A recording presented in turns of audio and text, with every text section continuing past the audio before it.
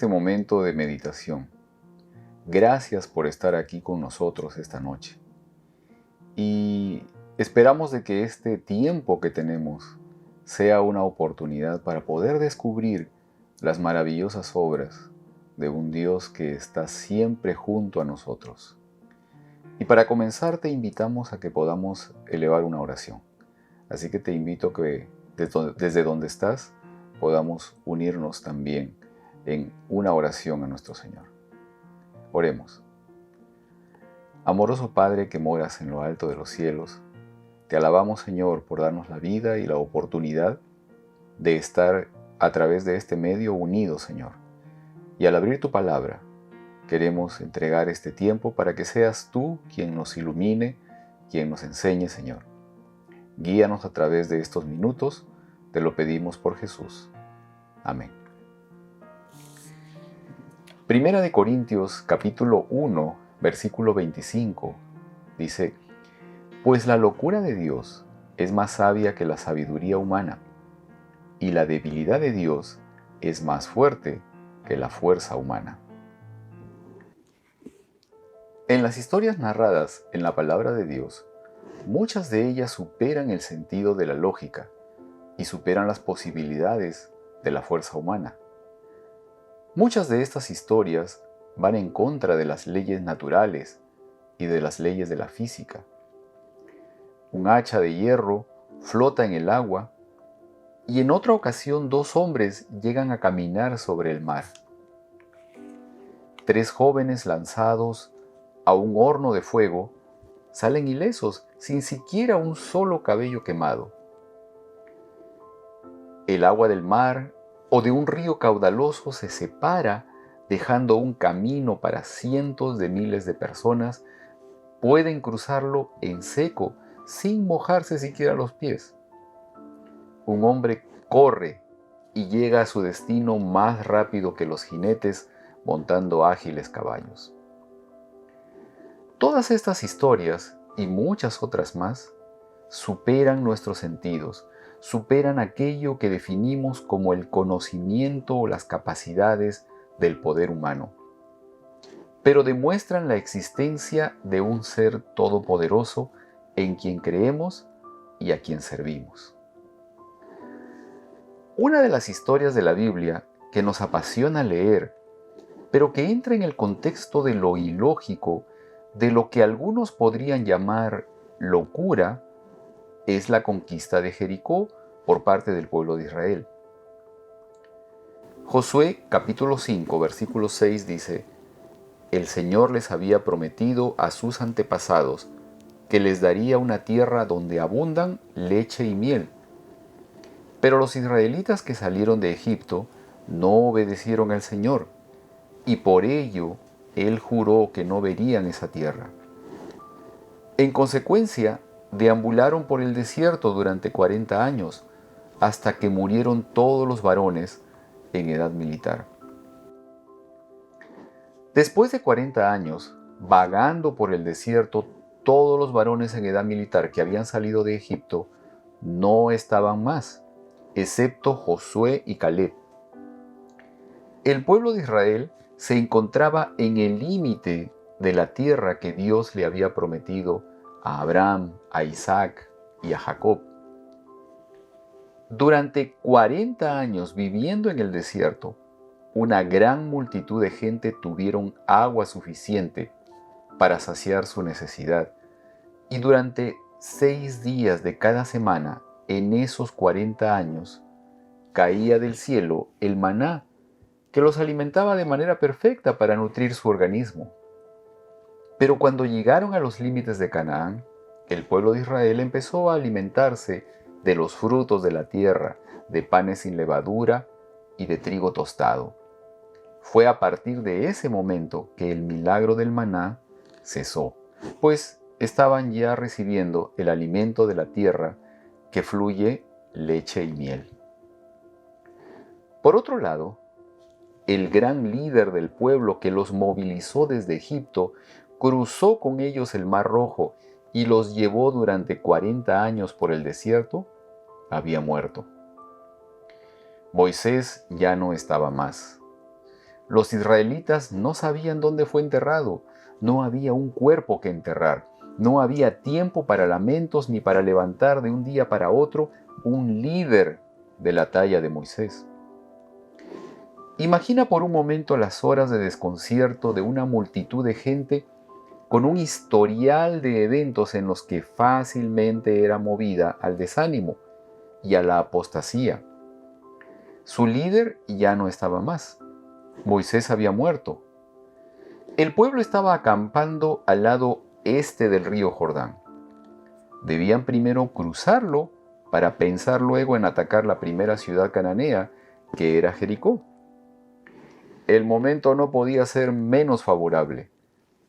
El río Jordán estaba en máximos de agua, desbordando y trayendo un fuerte caudal, capaz de arrastrar todo aquello que ingresara en su cauce. Pero Dios nunca deja a sus hijos sin darles la seguridad que necesitan para enfrentar cualquier adversidad. Josué capítulo 1, versículo 2 dice: El Señor le dijo a Josué: Moisés mi siervo ha muerto. Por eso tú y todo este pueblo deben prepararse para cruzar el río Jordán y entrar en la tierra que les daré a ustedes los israelitas. En medio del posible desconcierto, en medio del enorme obstáculo que estaba delante y que debía superarse, Dios habla a Josué, confirma la acción necesaria para tener éxito. Éxito, una palabra que encierra una búsqueda constante del ser humano. Alcanzar el éxito, superar las adversidades, levantarse después de una caída, alcanzar los objetivos planeados. Éxito. Y Dios le da a Josué la clave del éxito para él y para ti también. Para la casa de Josué y para tu casa también. Para el pueblo de Israel y para tu nación también. Y el Señor le dice: recita siempre el libro de la ley y medita en él de día y de noche. Cumple con cuidado todo lo que en él está escrito. Así prosperarás y tendrás éxito. El éxito tiene un secreto, publicado hace miles de años atrás: que tu vida sea guiada por la palabra de Dios. Tenerla presente, repetirla, meditar en ella de día y de noche. El éxito tiene un secreto, que Dios lo revela, que Dios lo entrega porque Él quiere hablarte a través de su palabra. Y porque Él tiene para ti logros inimaginables para hacerlos tuyos, para que se puedan hacer realidad en tu vida y la de tu familia. Y Josué de un día para otro tenía sobre sí la responsabilidad de dirigir al pueblo de Israel, un pueblo de dura cerviz, para llevarlo hacia Canaán, cruzar el Jordán, luchar contra los pueblos cananeos, conquistar la tierra prometida. Y cuando el pueblo recibió la instrucción de que deberían prepararse para cruzar el Jordán, ellos le dijeron a Josué: te obedeceremos en todo, tal como lo hicimos con Moisés. Lo único que pedimos es que el Señor esté contigo, como estuvo con Moisés. ¡Qué excepcional pedido! Confiar en un líder que está sujeto al Señor. Confiar tu vida y las vidas de tus amados a las decisiones de un líder que mantiene una estrecha relación con Dios. ¿Has reparado de qué manera tú también eres un líder? ¿Te has dado cuenta que en algunos escenarios de la vida diaria tú eres un líder para algunas personas? Eres un líder en casa, con tu familia, en tu trabajo, con tus compañeros de estudio, en la iglesia. ¿Y has pensado de qué manera tus decisiones pueden influenciar, impactan positiva o negativamente en las vidas de otros? Esas personas confían en que tú también mantengas una estrecha relación con Dios. Y si mantienes esta forma de vida, Dios promete engrandecerte, hacerte exitoso, ser parte de eventos, alcanzar logros para hacer realidad situaciones que superan nuestra lógica o van más allá de la fuerza humana. Te respetarán aquellos que confían en ti y te temerán algunos que no lo hacen. El cruce del Jordán se hizo realidad. Tan pronto como los sacerdotes que llevaban el arca pusieron un pie en el río, el agua dejó de correr, el agua se detuvo y formó un muro. Un muro. En ciertas ocasiones, eso es nuestro Dios para nosotros. Un muro, una firme barrera que nos cuida, que nos mantiene, que nos protege. ¿Te has dado cuenta de la manera en que Dios ha sido hasta ahora un muro para ti? ¿Eres consciente de las diversas situaciones en que tu vida, tu integridad, tu salud física y espiritual han sido sostenidas por un muro milagroso y puedes dar testimonio con tu vida de la manera en que Dios ha actuado contigo en el pasado y lo sigue haciendo ahora? Aquel mismo día el Señor engrandeció a Josué ante todo Israel. El pueblo admiró a Josué todos los días de su vida, como lo habían hecho con Moisés. Qué extraordinario momento, la forma como en la vida de este hombre se hace efectivo el deseo que Dios tiene para cada uno. Es increíble la manera como la acción del poder divino, unido al esfuerzo humano, son capaces de conseguir enormes logros y efectos no solo en una persona, sino también en toda una comunidad.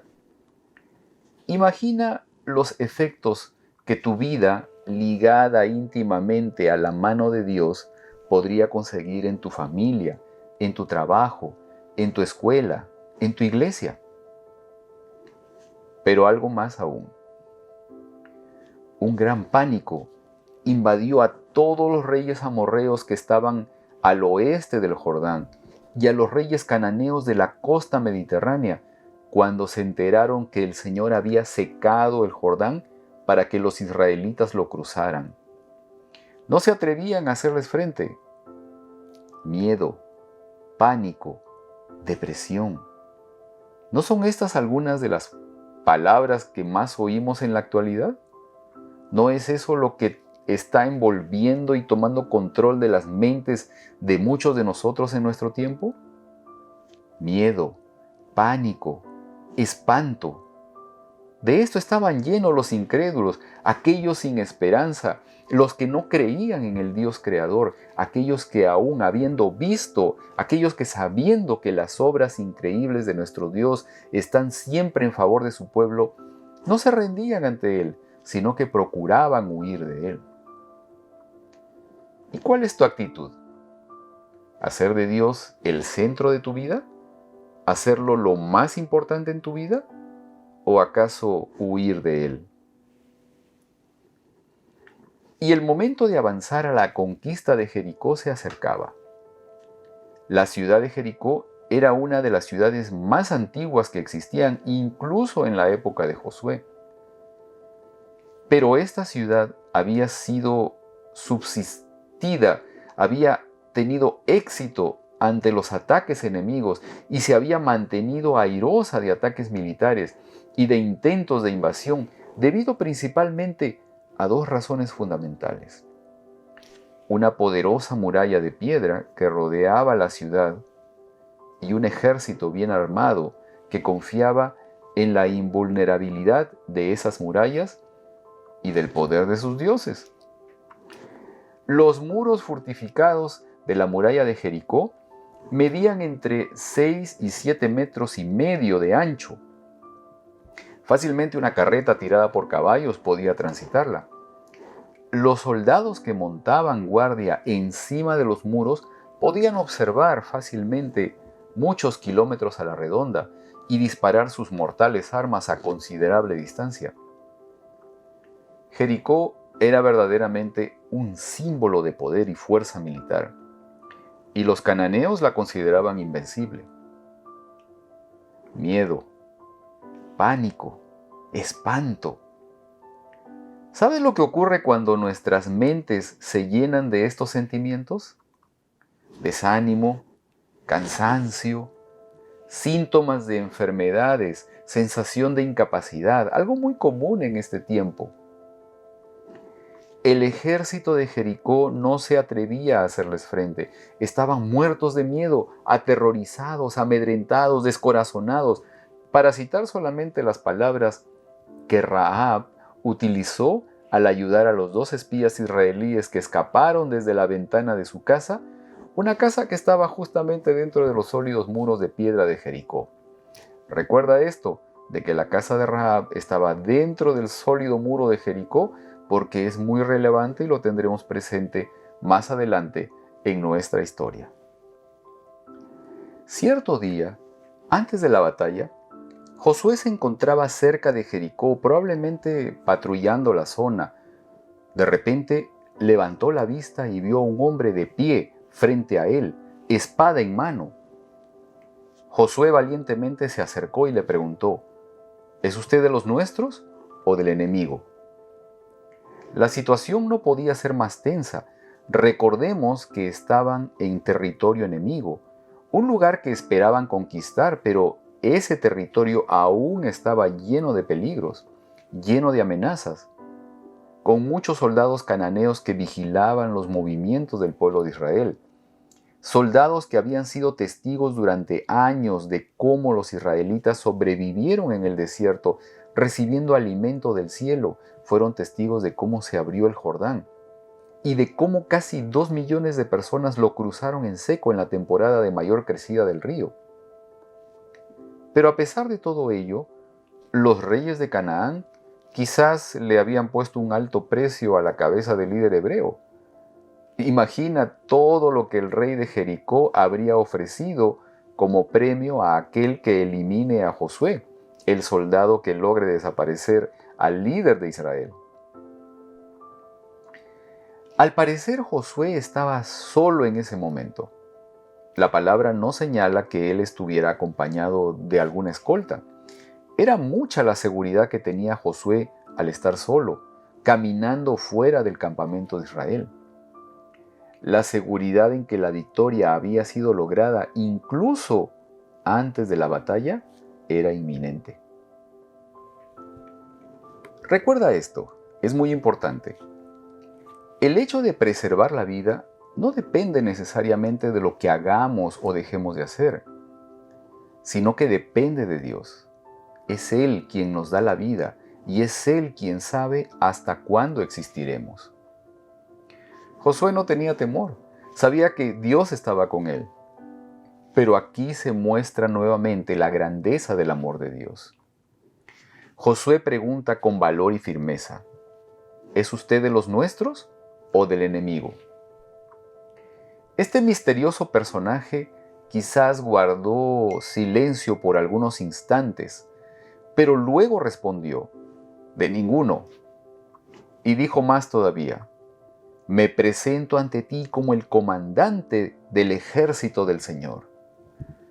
Ah, mi hermano, mi hermana, qué extraordinario momento, qué mejor confirmación de una victoria anunciada que al frente de esa batalla que se aproximaba, que al mando de las tropas de Israel, que delante del ejército de Israel no se encontraba un ser humano, no se encontraba un mortal. Al frente de este ejército se encontraba aquel que no conoce la derrota, aquel campeón de amor, el comandante del ejército del Señor, el que se entregó como ofrenda en la cruz por ti y por mí, pero que hoy vive para que nuestra esperanza no sea vana. Él mismo en persona llegó para presentarse delante de Josué y hacerle saber que a sus órdenes la victoria es segura. Y Josué obedeció. Fíjate en esto, repara en esto que es muy importante. En el llamado a la adoración a Dios, en nuestra búsqueda o deseo personal de adorar a Dios, la obediencia a Él es fundamental. La obediencia es central en nuestra posibilidad de adorar a Dios. ¿Quieres tener éxito en la vida? ¿Quieres alcanzar éxito en tus estudios, en los negocios? ¿Quieres alcanzar tus metas? La palabra de Dios echa acción en nuestras vidas y la obediencia a Él son la clave del éxito. La gente en Jericó estaba metida dentro de la ciudad. Las puertas de la ciudad estaban bien cerradas. Esas puertas estaban totalmente aseguradas, tanto así que nadie podía entrar ni salir de la ciudad. Pero dentro de la ciudad corría el pánico, el desánimo y la derrota. A todo esto se le sumaba la posibilidad del racionamiento de la comida, del agua, de las provisiones necesarias y suministros que llegaban normalmente del exterior a través del comercio y que habían sido paralizadas de manera completa. Entre toda esa población de Jericó, sumida en el pavor, en el miedo a un Dios todopoderoso, entre los testigos de las obras maravillosas del Dios de los hebreos, se encontraba Rahab y su familia, quienes también estaban convencidos del poder de Dios. También estaban convencidos que Jericó sería destruido y que su población sería exterminada, pero la actitud de esta mujer y su familia era diferente. La actitud de esta mujer y su familia en ese momento tan álgido, en ese momento de suma crisis, fue depositar su confianza en el Señor. Criados con costumbres paganas, acostumbrados a una cultura distinta a la hebrea, si lo figuramos en nuestra época, podríamos decir de una familia formada sin los valores cristianos, sin el conocimiento y mucho menos sin el estudio de la palabra. Una familia que nunca asistió a la iglesia y sin embargo, en el momento de crisis extrema, puso su completa confianza en Dios. Depositaron sus vidas literalmente en las manos de Dios. Y llegó el momento. La orden había sido rodear la ciudad. Una vez durante 6 días. Toda una caravana iría en marcha muy silenciosa alrededor de toda la ciudad. Solo las trompetas sonaban. Los hombres armados, 7 sacerdotes con trompetas de cuernos de carnero, luego el arca llevada por los sacerdotes y luego los soldados. Esta rutina se llevó a cabo durante 6 días de manera precisa. Al 7º día, ya no fue una sola vuelta la que dieron alrededor de la ciudad. Ahora todo este grupo humano dio 7 vueltas, siempre en sepulcral silencio. Solo las trompetas de cuernos de carnero sonaban. Pero al final de la 7ª vuelta, se escuchó el toque de guerra. Y entonces todo el pueblo gritó a voz en cuello. Todos al unísono levantaron la voz y gritaron con todas sus fuerzas. Y entonces ocurrió. Al grito de la gente, las murallas de Jericó se derribaron. Esto no tiene lógica. Cierta vez vi que se probó con unos parlantes simular el ruido de gritos humanos y los llevaron a los niveles más altos posibles. Y fueron lanzados estos ruidos directamente a una pared de piedra. Con ese experimento se demostró que no era posible destruir, no era posible traer abajo una pared con los ruidos hechos por personas. Esto demostró que dentro de las leyes de la física, derribar las murallas de piedra de Jericó no sería posible con gritos humanos, a pesar de que se trate de una gran multitud.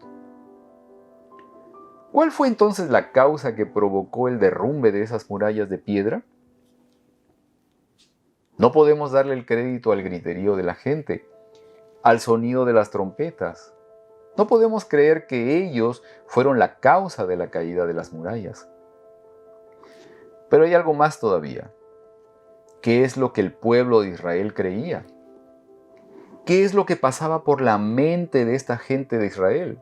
Durante 6 días estaban dando vueltas a una ciudad amurallada.